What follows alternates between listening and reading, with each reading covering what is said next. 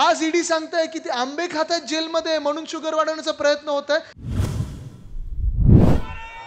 नाही ना, जय भवानी. अरे आवाज कोणाचा? जय महाराष्ट्र. बसा बसा.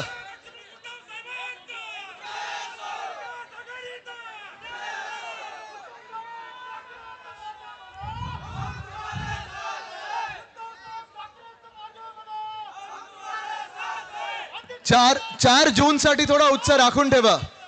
4 जूनच्या विजय मिरवणुकीसाठी उत्साह थोडा राखून ठेवा. आज हे जे काही चित्र दिसत आहे, सकाळी जेव्हा मी इथून पुढे चाललेलो तहसील कार्यालयात वाघचौरे साहेबांचा फॉर्म भरायला, तेव्हा मी थोडं इथे डोकावून पाहिलं आणि थोड्या पुढच्या खुर्च्या भरलेल्या होत्या.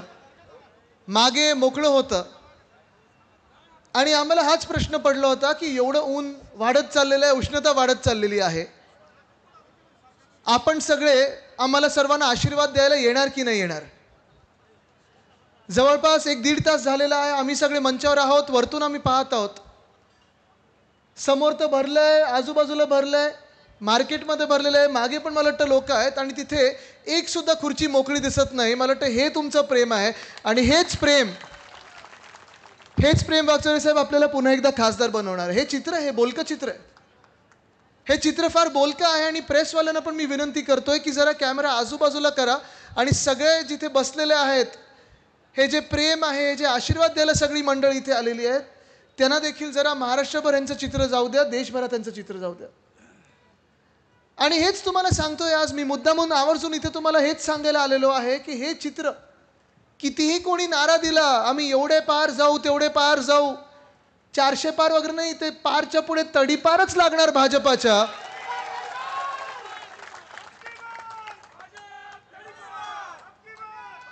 कारण देशभरात हेच वातावरण सगळीकडे दिसत आहे. सगळीकडे प्रत्येक राज्यात तुम्ही जा. काल कुठेतरी कोणीतरी घोषणा दिली आहे, साऊथ में साफ आणि नॉर्थ में हाफ, ही भाजपाची स्थिती होणार आहे. पण ही स्थिती जी आहे ही त्यांनी स्वतःवर खेचून आणलेली स्थिती आहे. ही स्थिती त्यांनी स्वतःहून घडवलेली स्थिती आहे. आपण जर पाहिलं असेल तर 2014 पासून 2024 पर्यंत आतापर्यंत आपण सगळ्यांनी त्यांच्यावर विश्वास ठेवला आणि डोळे झाकून आपण त्यांना मतदान केलं होतं.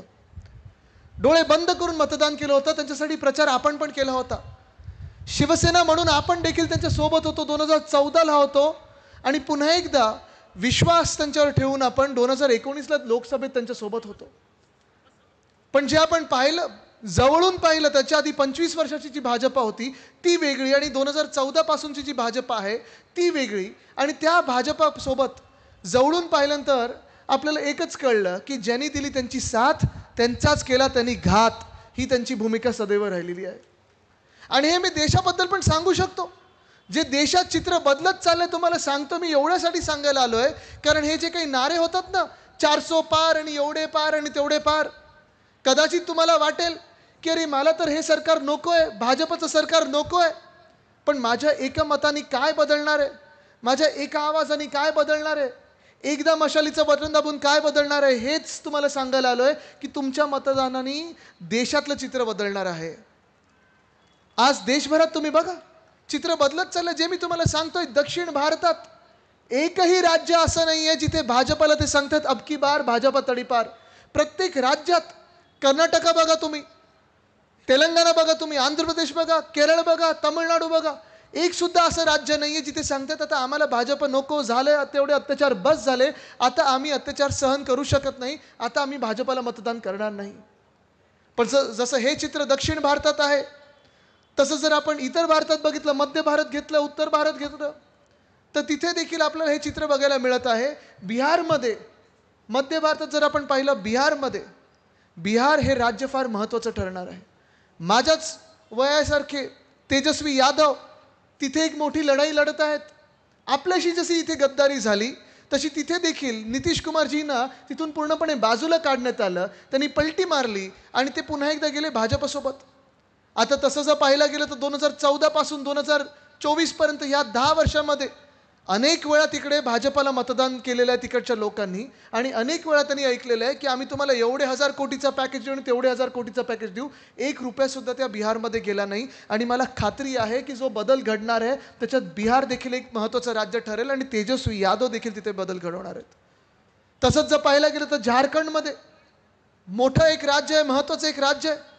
तिकडे हेमंत सोरेनजी आणि काँग्रेस यांचं सरकार चांगलं चाललं होतं, काम करत होतं, लोकांसाठी काम करत होतं.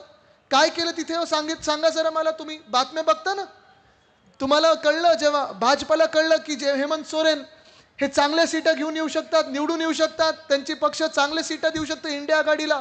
ज्या मिनिटाला ते इंडिया आघाडीत आले त्यांना धमक्या यायला लागल्या की आमच्यात या नाही तर तुम्हाला जेलमध्ये टाकू, आमच्यात या तुम्हाला जेलमध्ये टाकू. त्यांनी सांगितलं जेलमध्ये 100 वेळा टाका पण भाजपात प्रवेश घेणार नाही, कारण आमच्यावर डाग नाही आहे. ज्यांच्यावर डाग नसतात ते भाजपात जात नाहीत. तसंच झालंय दिल्लीमध्ये. अरविंद केजरीवालजी आपण पाहिलं असेल, दिल्लीमध्ये चांगलं राज्य गेले 15 वर्ष चालवत आलेले आहेत. प्रत्येक व्यक्तीला तिकडे वाटत आहे की अरविंद केजरीवाल आमचा माणूस आहे, जसं इथे आपण बोलतो ना आपला माणूस. आणि ते मी जवळून पाहिलेलं. त्यांचे संजय सिंगजी असतील किंवा अरविंद केजरीवालजी असतील, ह्या दोघांना अटक करण्याचा प्रयत्न किती वेळा भाजपाने केला होता. संजय सिंग यांना 2-3 महिन्यापूर्वी अटक केली, आता 3 महिन्यानंतर सोडलेलं आहे आणि कुठचेही आरोप सिद्ध झाले नाहीत. तसंच अरविंद केजरीवाल साहेबांना बसलेले एक मुख्यमंत्री, आपल्या एक देशातले राजधानीचे मुख्यमंत्री अटक करून आत टाकलेलं आहे. आज मी तुम्हाला विचारत आहे त्यांच्यावर कुठचा आरोप आहे? आरोप आहे कुठचा? आज ईडी सांगताय की ते आंबे खात आहेत जेलमध्ये म्हणून शुगर वाढवण्याचा प्रयत्न होत आहे. पण तुम्ही बघा हे चित्र किती भयानक आहे. जो कोणी ह्या देशामध्ये सत्य बोलत आहे, जो कोणी सत्यमेव जयतेमध्ये विश्वास ठेवतो, सत्तामेव जयतेमध्ये नाही सत्यमेव जयतेमध्ये, त्याला उचलतात आणि आत टाकतात. ही परिस्थिती आज जर राजकीय लोकांची असेल, नेत्यांची असेल, लिहून घ्या तुम्ही. चुकून जर तुम्ही ह्या भाजपाला मतदान केलं ना तर तुमच्या घरात येतील आणि तुम्हाला सांगतील आजपासून हे कपडे घालायला पाहिजे, तुम्ही हे खायला पाहिजे आणि हे बोलायला पाहिजे. मान्य आहे असा देश तुम्हाला? मान्य आहे असा देश तुम्हाला? हा कुठच्या राज्यात चालतं असं ही हुकुमशाही? गेल्या 10 वर्षात आपण पाहतोय जे हुकुमशाहीचं राज्य जे वाढत चाललेलं आहे. तुमच्या फोनमध्ये पेगासस येतं, तुमच्या बातम्यांमध्ये त्यांचे सगळे जे काही ॲडव्हर्टाईज होर्डिंग बॅनर ते येत आहेत, आपल्या जीवनामध्ये येत आहेत. आणि आज धक्कादायक गोष्ट ही आहे की भाजपा जो प्रचार करत आहे, 10 वर्ष स्वतःची एक बहुमताची सत्ता झाल्यानंतर, हुकुमशाहीची सत्ता गाजवल्यानंतर ते असा प्रचार करत आहे की विरोधी पक्षवाले काय खातात? मटन, मांस, मच्छी खातात. गडाख साहेब 10 वर्षानंतर जर भाजपचे नेते, तुम्ही विचार करा, असा प्रचार करायला लागले, म्हणजे 10 वर्षात तुम्ही स्वतःहून काहीच केलं नाही. 10 वर्ष स्वतःची सत्ता गाजवल्यानंतर काही कुठे काही चुकलं, पाऊस जास्ती पडला, नेहरूजीने कर दिया. थंडी जास्ती आली किंवा उष्णता वाढली, इंदिराजीने ऐसे किया था. अरे मग स्वतः काय केलं 10 वर्ष तुम्ही? बहुमताचं सरकार जेव्हा चालवत होतात, पूर्णपणे शासन तुमचं होतं, केंद्रापासून गल्लीपासून दिल्लीपर्यंत तुमचं सगळे ऐकत होते. आम्ही देखील तुमच्यावर विश्वास ठेवला होता. 10 वर्षामध्ये जे जे तुम्ही सांगितलं होतं, केलं होतं, जी वचनं दिली होती, त्याच्याबद्दल आज कोण बोलणार? कोण विचारणार? आज 10 वर्षानंतर जेव्हा तुम्ही सरकार गाजवल्यानंतर, सरकार चालवल्यानंतर तुम्ही सांगायला पाहिजे होतं, जी नोटाबंदी जी 2016 मध्ये तुम्ही केली, त्याचा फायदा आमचा शेतकरी बांधवांना कसा झाला? झालाय कोणाला फायदा?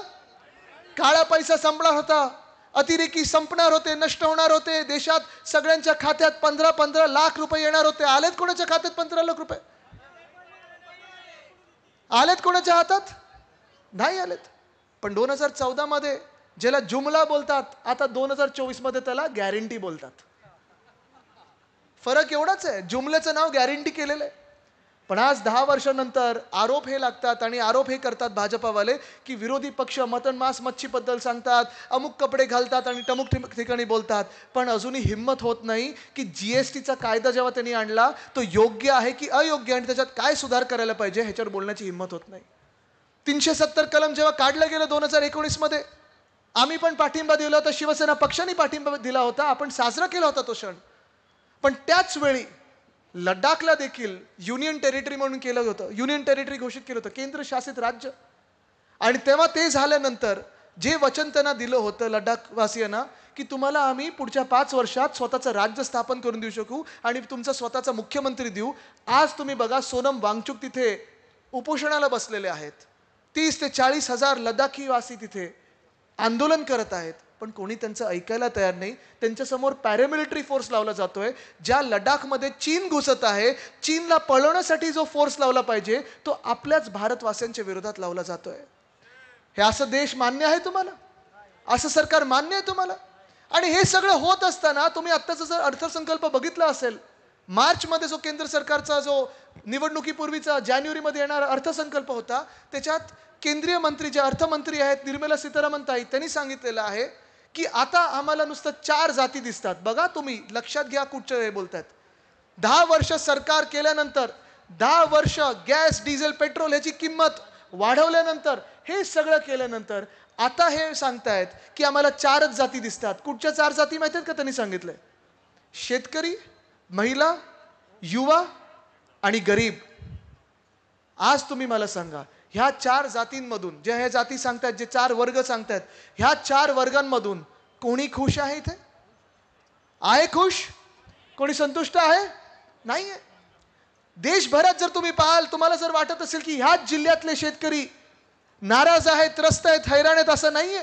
महाराष्ट्रात मी प्रत्येक जिल्ह्यात जात आहे, कानोकोपऱ्यात गेलोय, प्रत्येक बांधावर गेलेलो आहे आणि तिथे मी प्रत्येकाला विचारतो, प्रत्येक शेतकरी बांधवाला विचारतो, तुम्ही खुश आहात का हो? सगळे सांगतात नाही. आणि हेच चित्र मला देशभर दिसत आहे. आज जर आपण पाहिलं असेल, गेल्या 2 महिन्यामधल्याच बातम्या आहेत. दिल्लीमध्ये जो मोर्चा निघाला होता, शेतकरी बांधव आपले उत्तर प्रदेशमधले होते, हरियाणातले होते, पंजाबमधले होते, चंदीगडमधले होते, दिल्लीकडे मोर्चा घेऊन निघाले होते. आणि मोर्चा एवढ्यासाठीच त्यांनी काढला होता की 2 वर्षापूर्वी प्रधानमंत्री साहेब, जी तुम्ही आम्हाला वचनं दिली होती, तुम्हीच टीव्हीवरून सांगितलं होतं की आम्ही तुम्हाला हे देऊ आणि ते देऊ, असं करू आणि तसं करू, सगळी वचनं त्याचं झालं काय? त्याची आठवण करून द्यायला जेव्हा निघाले होते सगळे शेतकरी बांधव, तेव्हा काय झालं माहिती आहे का? वाचलं का तुम्ही? लाठीचार्ज झाला. कोणावर झाला? तर शेतकऱ्यांवर झाला. फायरिंग झालं. ते कोणावर झालं माहिती आहे का तुम्हाला? शेतकऱ्यांवर झालं. चायनावर नाही झालं, पाकिस्तानवर नाही झालं. हे नुसतं इंटरव्ह्यूमध्ये बोलतात की आम्ही घुसून मारू आणि असं करू. हे मारतात, लाठीचार्ज करतात, ते आपल्याच भारतवासियांवर करतात. इथे ड्रोन मगाशी फिरत होता. कुठे आहे तो ड्रोन? आहे का ड्रोन? कोणाकडे ड्रोन? जरा वरती करा. चालवता येईल का ड्रोन? दाखवा जरा, मला सगळ्यांना दाखवायचं की काय चाललंय दिल्लीमध्ये. ठीक आहे, 2 मिनिटं त्यांचा ड्रोन वरती येईपर्यंत मी पुढे बोलतो.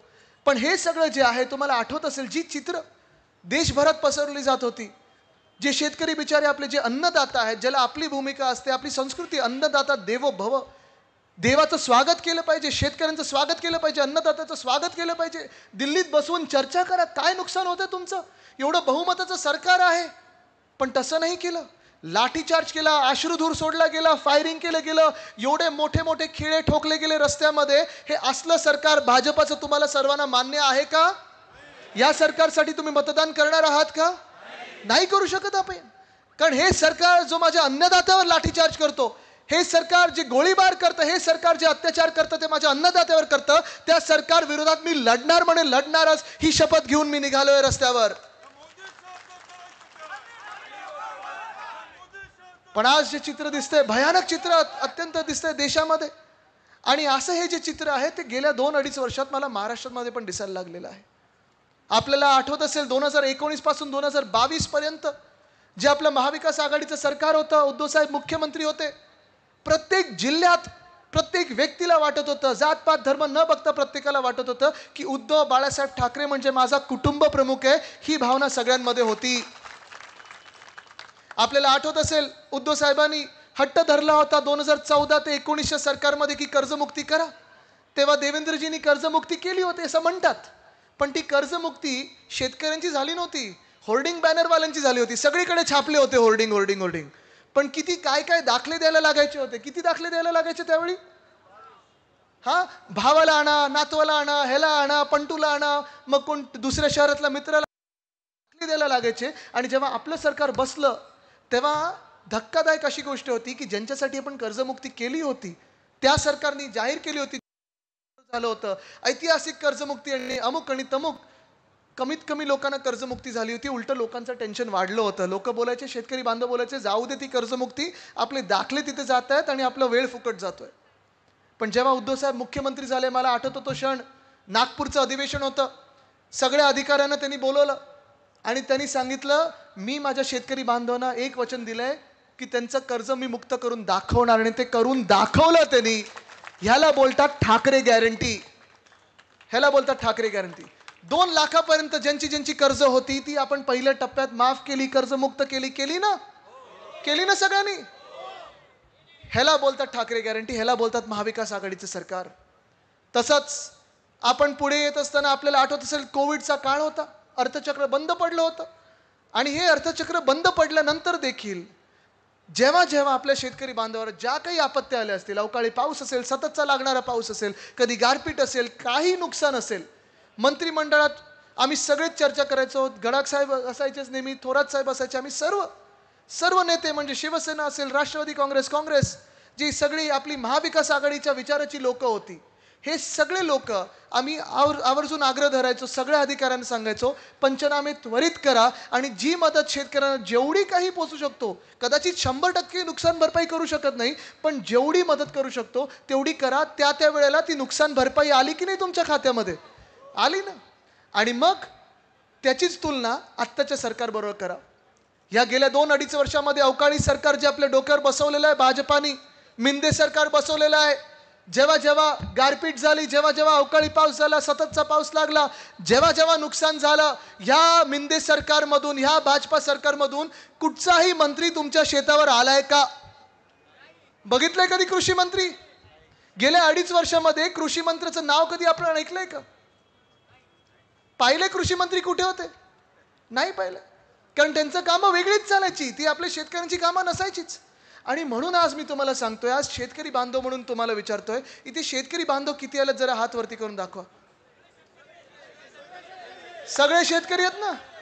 मग तुम्ही मला सांगा, तुम्ही कोणाच्या बाजूला उभे राहणार? ज्यांनी तुम्हाला मदत केली तुम्ही तुमच्यात राहणारे उद्धव साहेबांच्या बाजूने तुम्ही उभे राहणार की ह्या मिंदे सरकार आणि भाजप सरकारबरोबर उभे राहणार? आज मी तुम्हाला विचारतोय, मी तरुण 33 वर्षाचा मुलगा आहे, मी तुम्हाला आज विचारतोय की माझ्या वयाची जी तुमची मुलं असतील, पुढची पिढी असेल, तुम्हाला तरी वाटतं का त्यांनी शेतीत यावं, शेती करावी असं वाटतं का तुम्हाला? उद्धव साहेब असतं तर तुम्ही केलं असतं, पण आता वाटतंय का तुम्हाला? का नाही वाटत आहे? नाही, बोला, मला ऐकून येतंय. काय झालंय? सोयाबीनला भाव नाही, कांद्याला बाजार नाही, कांदा निर्यात बंदी, दुधाचा विषय, पैसा नाहीये, बियाण्याचं काय महाग झालेत, खताचं काय? मग तुम्ही मला सांगा, ह्या अत्याचार करणाऱ्या सरकारला तुम्ही मतदान करणार का? ह्या लाठीचार्ज करणाऱ्या भाजपाला तुम्ही मतदान करणार का? हा जो ड्रोन फिरतोय ना, तुम्हाला एक उदाहरण देतो. आता ड्रोन मी जसं सांगतो तसं न्या, थोडं खालती आणा ड्रोन, जास्ती खालती नाही, आणि लोकांमध्ये न्या. अरे माझा व्हिडिओ नका करू, लोकांचे करा, तिथे द्या. आता थोडं लोकांमध्ये न्या ना, तिथे जनतेत न्या. आता मला सांगा, ह्या ड्रोनची भीती तुम्हाला वाटते का? नाही ना, बिंदास होता. पण का? तर आपल्याला माहिती आहे कॅमेरा आहे. आता तुम्ही विचार करा, केंद्र सरकारने, भाजपाने असाच ड्रोन शेतकऱ्यांवर नेला, त्यांना वाटलं कॅमेरा येतोय, त्याच्यात काय होतं माहिती आहे का? अश्रुधूर. ह्या अशा भाजपाला तुम्ही मतदान करणार आहात का? नाही ना. आपलं ठरलं ना, मग उद्धव साहेबांच्या बाजूने उभं राहायचं, महाविकास आघाडी सोबत राहायचं. कारण आपण तर सांगतोय MSP लागू करा, स्वामीनाथन आयोग, एका बाजूला स्वामीनाथन साहेबांना भारतरत्न दिलं, दुसऱ्या बाजूला त्याच शेतकऱ्यांना तुम्ही लाठीचार्ज करता. ही कुठची भाजपा आहे? ठीक आहे, तर ड्रोन थोडा बाजूला न्या. दुसरा जो वर्ग आहे, युवा वर्ग आहे, जे निर्मला सीतारामन ताईंनी सांगितलं की आम्ही युवा वर्गाकडे लक्ष देणार आहे. आज मी तुम्हाला सांगतो. बोला दादा, काय बोलायचं? बोला. बाहेरच्या लोकांकडे लक्ष नका देऊ, आपला महाराष्ट्र आपण घडवायचा आहे. दुसरा वर्ग युवा, इथे तरुण मुलं मुली किती आले? जरा 20शीतले असतील, 30शीतले असतील, हात वरती करा. सगळे तरुणच नाही, नुसतं मनानी नाही, जिद्दीने पण असायला पाहिजे, मगच तरुण आपण समजतो. ठीक आहे. आता तुम्ही जो तरुण वर्ग आहे, तुम्ही मला सांगा, गेल्या 2-2.5 वर्षातली जी गोष्ट आहे, आपले अनेक उद्योग, जसं तुम्ही बघितलं, आपल्या आई वडिलांचे जे जनरेशनचे आहेत, त्यांच्या पिढीतले आहेत, ते सांगतात तुम्ही शेती करू नका, तुम्ही कृषी क्षेत्रात येऊ नका. बघितलं ना तुम्ही सगळ्यांनी. आणि काय कृषी क्षेत्राचे हाल झाले तुम्ही बघितलं. अन्नदाता आज नाराज आहे, हैराण आहे. मग साहजिक आहे, तुम्ही कुठे जाणार? इंडस्ट्री शोधतो ना आपण, MIDCत जातो, शहराकडे जातो, नोकऱ्या पाहिजे असतात आपल्याला. 2014 साली आपल्याला काय सांगितलं होतं? त्यावेळी भाजपाने सांगितलं होतं प्रत्येक वर्षी आम्ही 2 कोटी नोकऱ्या या देशातल्या तरुणांना देऊ. 10 वर्षात तरी 2 कोटी नोकऱ्या आल्यात का कोणाच्या नशिबात? आल्यात कोणाकडे? आपलं महाविकास आघाडीचं सरकार असताना मला होता आणि तेव्हा देखील 6.5 लाख कोटीची गुंतवणूक आपण ह्या राज्यात आणू शकलो. मी होतो, सुभाष देसाई साहेब होते, नितीन राऊत साहेब असतील, आम्ही सगळे द्यावसला गेलो होतो. कधी महाराष्ट्रात आपण मॅग्नेटिक महाराष्ट्र केला. आपण आपले उद्योग जे काही आहेत ते तर वाचवलेच, कामगारांना वाचवलं, कामगार कायद्यांना आपण त्यांच्या बाजूनी राहिलो. पण आज आपण पाहतोय कामगार कायदे तर ह्या बदलायचेच आहेत. हे fix term employment, contract employment आणायचं आहे. आणि त्याहूनही पुढे भीतीदायक म्हणजे आपल्या देशामध्ये नोकऱ्याच निर्माण होत नाहीयेत, तर आपण जाणार तरी कुठे? आपल्या वेळी जसं आपण सांगितलं कामगार कायदे बदलू नाही दिले, अजून कडक करण्याचा प्रयत्न केला. आपल्या वेळी कामगारांच्या हक्काचं बोललो, ते उद्योगपत्यांच्या देखील हक्काचं बोललो. कारण उद्योगपती जगले तर कामगार जगतील, कामगार जगले तर उद्योगपती जगतील, ही आपली भूमिका आहे. पण हे होत असताना आपण जेवढे उद्योग वाढवू शकलो आपल्या राज्यामध्ये, जेवढी गुंतवणूक आणू शकलो, गेल्या 2.5 वर्षामध्ये तुम्ही एक तरी नवा उद्योग ह्या राज्यात आलेला ऐकलाय का? बघा, प्रचाराची गरजच नाही काढे साहेब, सगळ्यांना माहिती आहे. सुनील शिंदेजी सगळ्यांना माहिती आहे. ठीक आहे, चला आपण मोजूया गुजरातला काय काय गेलं ते मोजूया. पहिली गोष्ट काय गेली? वेदांत फॉक्सकॉन, बरोबर ना? म्हणजे गुजरातला फॉक्सकॉन, महाराष्ट्राला पॉपकॉर्न. तिथे येणार आहे मी, तिथे येणार आहे मी. पण पहिलं म्हणजे वेदांत फॉक्सकॉन नेलं कुठे? बलड्रग पार्क नेला कुठे? मेडिकल डिव्हाइस पार्क नेला कुठे? एअरबस टाटा नेला कुठे? वर्ल्ड कपची फायनल नेली कुठे? मला तुम्ही सांगा, जे सांगतात पुत्रप्रेमामुळे राष्ट्रवादी काँग्रेस आणि शिवसेना फुटली, मग भारत काय पुत्रप्रेमामुळे वर्ल्ड कप हरला नव्हता? गुजरातला नेण्याची गरज काय होती, जे आमच्या वानखेडेत व्हायला पाहिजे होतं? पण आज हे सगळं होत असताना जेव्हा आपले गद्दार 40 सुरतला पळून गेले होते, तो गद्दारीचा ठपका जो आहे तसाच मी तुम्हाला सांगतोय. तिथून ही सुरुवात झाली. थँक्यू बोलायला सगळे उद्योग आपल्या राज्यातून तिथे पळवले गेले. सगळे एक उद्योग इथून नेत असताना हा विचार कधी मिंदे सरकारने केला नाही, हा कधी विचार ह्या फुटलेल्या राष्ट्रवादीच्या गद्दारांनी केला नाही, हा विचार कधी भाजपाने केला नाही की प्रत्येक पाऊल त्यांचा महाराष्ट्र विरोधी होतं, प्रत्येक पाऊल त्यांचं महाराष्ट्र द्वेष्टांचं पाऊल होतं. ही जनता हे बघेल हा त्यांनी विचार केला नव्हता. त्यांना वाटलं होतं की 50 खोके जसे वाटून खासदार आमदार पळवले तसं महाराष्ट्र जिंकून येतो. पण महाराष्ट्र स्वाभिमानी महाराष्ट्र, तुम्ही तसा महाराष्ट्र विकत घेऊ शकत नाही. आज नोकऱ्यांसाठी आपण जायचं तरी कुठे? प्रायव्हेट इंडस्ट्री नाही आहेत. नोकर भरतीसाठी जर आपण गेलो तर आपण पाहतो की जो पेपर आपण देतो, तलाठी भरतीचा पेपर होता, 200 मार्क जिथे मिळायला पाहिजे होते तिथे किती मार्क मिळाले? 214 मार्क मिळाले. म्हणजे ईव्हीएमनी आणि वोटिंग सारखं त्यांनी केलं, काय पेपर ईव्हीएमने दिल्यासारखं केलं. पण महत्त्वाची गोष्ट तुम्ही लक्षात ठेवा, आज नोकर भरतीमध्ये संधी नाही. जी आपली तरुण मुलं मुली वर्षानुवर्ष अभ्यास करतात, पेपर द्यायला जातात, पेपर फुटतो आणि मग ती स्वप्न चिरडली जातात. आज मी तुम्हाला शब्द देत आहे की ज्या मिनिटाला केंद्रात आपलं सरकार बनेल, या पेपर फुटी विरोधात आपण एवढा कायदा कडक करू की जो पेपर फोडेल त्याला फोडल्याशिवाय राहणार नाही. हा शब्द आज तुम्हाला मी देत आहे इथे. पण आज ही परिस्थिती एक बाजूला तरुणांची असताना हातात नोकऱ्या नाहीत, जॉब्स नाहीत. आज आपण बघतो हे दोन्ही वर्ग हैराण आहेत. शेतकरी हैराण आहेत, तरुण हैराण आहेत. दुसरे जे दोन पुढचे वर्ग आहेत ते म्हणजे महिला आणि गरीब. ह्यामध्ये जर आपण पाहायला गेलं तर आज ह्या मंत्रिमंडळामध्ये, या राज्याच्या मंत्रिमंडळामध्ये जे घटनाबाह्य सरकार आहे, ह्याच मंत्रिमंडळामध्ये असे जे 2 मंत्री बसले आहेत, एक मंत्री असे आहेत ज्यांनी एका महिला खासदाराला म्हणजे सुप्रियाताईंना अनेक वेळा त्या कॅमेऱ्यावर चॅनलवर येऊन घाणेरड्या शिव्या दिल्यात. बरोबर आहे नाही गद्दार? बरोबर ना? तुम्हाला माहिती आहे तो मंत्री कोण आहे? उद्धव साहेबांचं सरकार असतं, आपलं महाविकास आघाडीचं सरकार असतं, एका मिनिटात लाथ मारून काढलं असतं, गेट आउट ज्याला सांगितलं असतं, त्याच्या मांडी लावून आज बसलेले आहेत. आज आपण पाहतोय महिलांवर अत्याचार वाढत चाललेले आहेत. एका बाजूला गुंड लोक मंत्रालयात जाऊन रील बनवत आहेत, दुसऱ्या बाजूला आपण पाहतो एक मंत्री असे बसलेत त्या मंत्रिमंडळात जिथे त्यांच्यावर घाणेरडे आरोप झाले, अनेक महिलांनी त्यांच्यावर घाणेरडे आरोप लावले, उद्धव साहेबांनी ज्यांची हकालपट्टी करून टाकलेली त्यांना पुन्हा मिंदेनी यांना बाजूला बसवलेलं आहे. आज मी महिलांना विचारत आहे, हे असे मंत्री तुम्हाला मान्य आहेत का? हे असली लोक जेव्हा मंत्रिमंडळात बसतात तेव्हा तुम्हाला वाटतं का तुम्ही सुरक्षित आहात? आज 50% जे बिल आणलेलं होतं, जे भाजपाने आणलं, सांगितलं आम्ही आता महिलांना 50% आरक्षण देऊ पार्लमेंटमध्ये, कधी देणार माहिती आहे का? 2034च्या आधी तुम्हाला कधी आरक्षण मिळणार नाहीये. कारण त्याच्या अटीच अशा आहेत की सेन्सस पहिलं होणार, जनगणना होणार, त्याच्यासाठी अजून झालेली नाहीये ती. म्हणजे निवडणूक झाल्यानंतर कमीत कमी 1 वर्षानंतर सुरू होणार, त्याला लागणार 1 ते 1.5 वर्ष. ते झाल्यानंतर डिलिमिटेशनचं पूर्ण एक एक्सरसाइज होणार, त्याच्यात महाराष्ट्राच्या सीट कमी होणार, काही त्यांच्या आवडत्या राज्यांच्या वाढणार. ते झाल्यानंतर मग महिला आरक्षण येणार. म्हणजे तुम्ही विचार करा, 2030-2034च्या आधी येणारच नाहीये.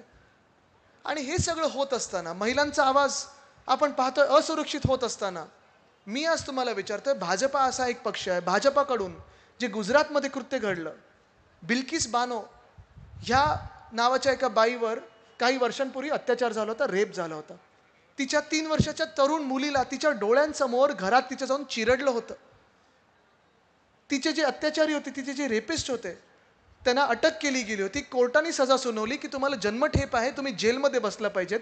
गुजरातच्या सरकारने त्यांना अधिकार नसताना त्यांना जेलमधून बाहेर काढलं, त्यांची आरती ओवाळली, त्यांचे हार घातले आणि त्यांना भाजपाच्या प्रचार सभेत फिरवलं. हे अशा पक्षाच्या राज्यात तुम्ही कधी सुरक्षित असू शकता का? तुम्ही विचार करा.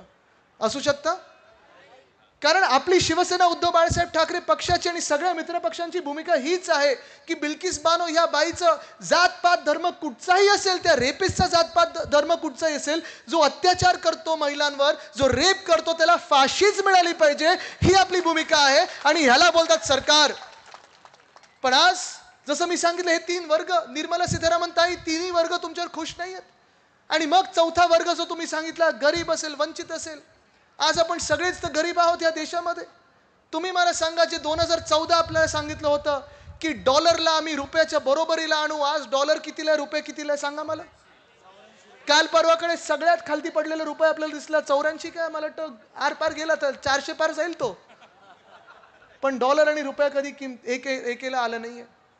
तसंच GDP म्हणजे गॅस, डिझेल आणि पेट्रोल, जे सामान्य नागरिकाला कळतं. काय GDP जे अर्थतज्ञांना कळतं ते वेगळं असतं, पण आपल्याला जे GDP कळतं, गॅस, डिझेल, पेट्रोल. तुम्ही मला सांगा, 2014ला गॅसची किंमत काय होती? अब क्या 400 पार. आता कितीला आहे? मग किंमत वाढली की कमी झाली आहे? वचनाचं काय झालं? डिझेल मला तुम्ही सांगा, 2014ला किती होतं? आता किती झालंय? त्यावेळी आपण पण युपीच्या सरकार विरोधात सगळे आंदोलन करायचो, भाजपवर बोलायचे आता भारत बंद, की आपण उतरचो. भारत बंद, लाटाकाटे आपण खायचो. नेते हे झाले आणि केंद्रात डोक्यावर हे बसले. पेट्रोल कितीला होतं 2014ला? आणि आता किती झालंय? मग तुम्ही मला सांगा, आज तुम्हाला हा 4था वर्ग, 4था स्तंभ, 4थी जात जी गरीब आहे, हे तरी तुम्हाला वाटते का खुश आहेत किंवा सुखावले गेलेले आहेत? मग नक्की तुम्ही मला सांगा, भाजपाचे नेत्यांनो, बोला दादा.